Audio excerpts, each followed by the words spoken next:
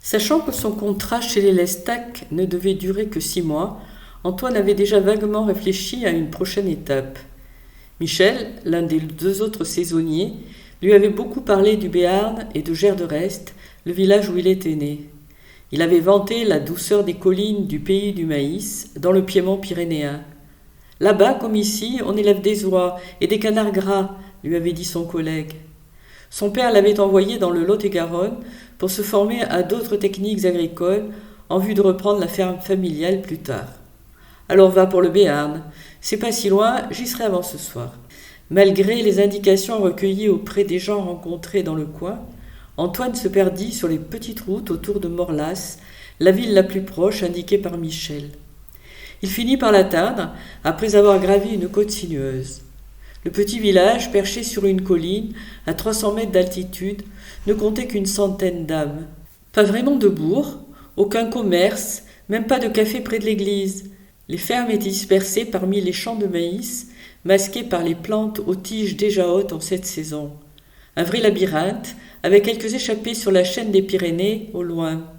Lorsqu'il en arpenta les chemins en cette fin d'après-midi de juillet 1953, la première pensée d'Antoine ne fut pas très positive. Je vais m'ennuyer ici. Heureusement que Pau n'est pas trop loin. Là-bas, je trouverai des distractions et peut-être même un Morlas. Bon, on verra bien. Et puis Michel m'a assuré que son père aurait besoin d'aide pour les moissons en son absence. Je vais commencer par lui. Il savait par Michel que la ferme se trouvait au lieu-dit Molou. Il la lui avait décrite. Une grande grille à l'entrée de la cour, dans l'angle à gauche le puits, surmonté d'un petit toit tuilé auquel était accrochée la poulie avec sa chaîne pour descendre et remonter le seau. Sur la droite perpendiculaire au chemin, l'habitation principale, aux murs en galets des gaves, empilés les uns sur les autres, avec manifestement un grenier au-dessus.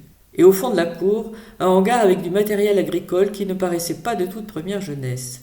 Il fut d'abord accueilli au portail par une troupe d'oies agressives qui levaient le bec vers lui en cacardant comme prêtes à le mordre. Pas besoin de chien ici, les oies montaient la garde et remplaçaient la sonnette.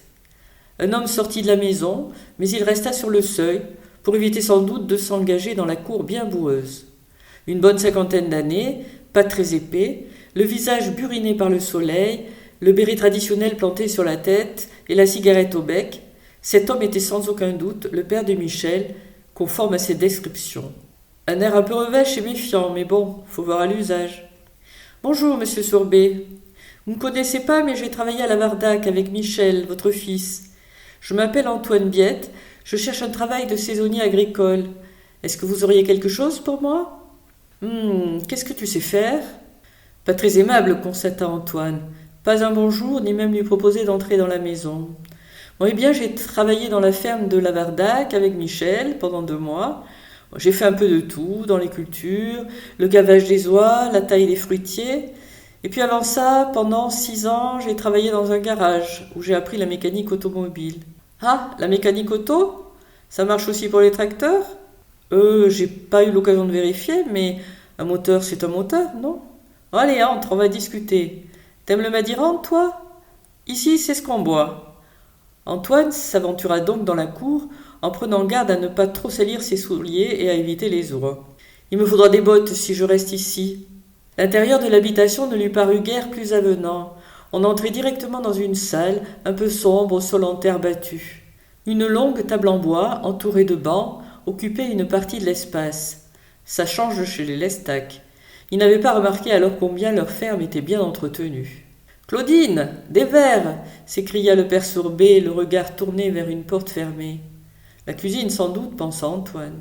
« Assieds-toi, ma fille arrive avec le Madiran. » Une jeune femme, la vingtaine, assez jolie selon les goûts d'Antoine, pénétra alors dans la pièce avec un pichet de vin, non pas rouge, mais grenat, presque noir. D'ailleurs, les verres qu'elle posa sur la table avaient perdu leur transparence d'origine. Ce vin, ça doit malmener les boyaux. « Bon, c'est quoi ton nom ? Et tu viens d'où ? T'as pas d'accent d'ici, toi ? » « Donc, moi, c'est Antoine. Je viens du Pas-de-Calais. »« Île des putes, c'est loin, ça. Raconte. T'as dit que tu connaissais Michel ?»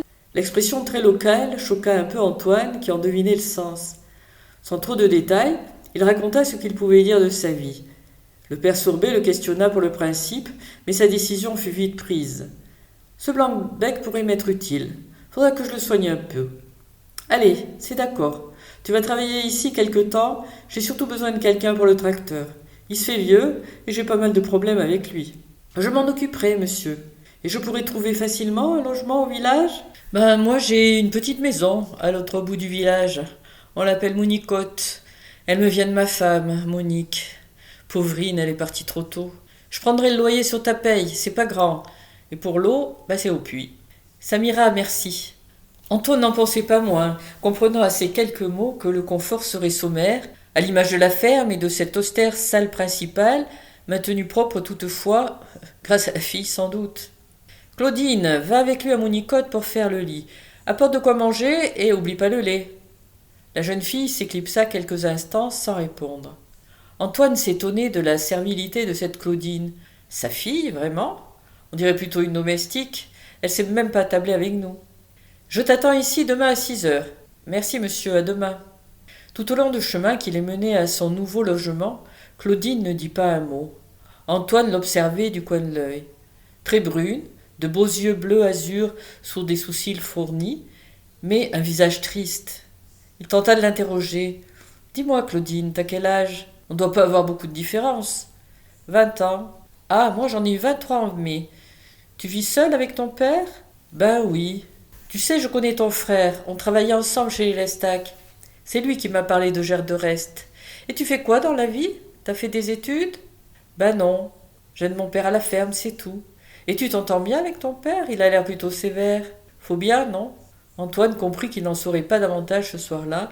Claudine resta fermée comme une huître après sa dernière question.